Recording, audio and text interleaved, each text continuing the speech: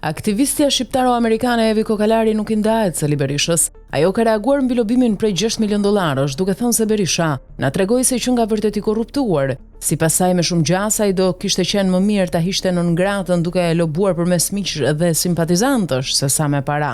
Postimi plot i saj.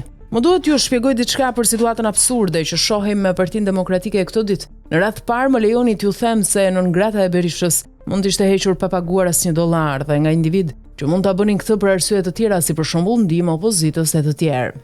Fakti që këta kanë paguar disa si La Civita dhe Trujillo $6 milion nuk e ka bërë Amerikën me ta, siç thot Flamur Noka lart e poshtë, por ka bler disa konsulent që po mundohen të bëjnë para në emër të Trumpit. Trump as do marr para, as nuk i intereson paraja e këtyre. E njëjta gjë vlen edhe për Rubion. Prandaj them, shanset do të ishin më të larta për t'ia hequr njollën Berishës, nëse dikush do të kishte lobuar me shpirt dhe do të dinte si ta parashtronte këtë çështje në institucionet e duhura.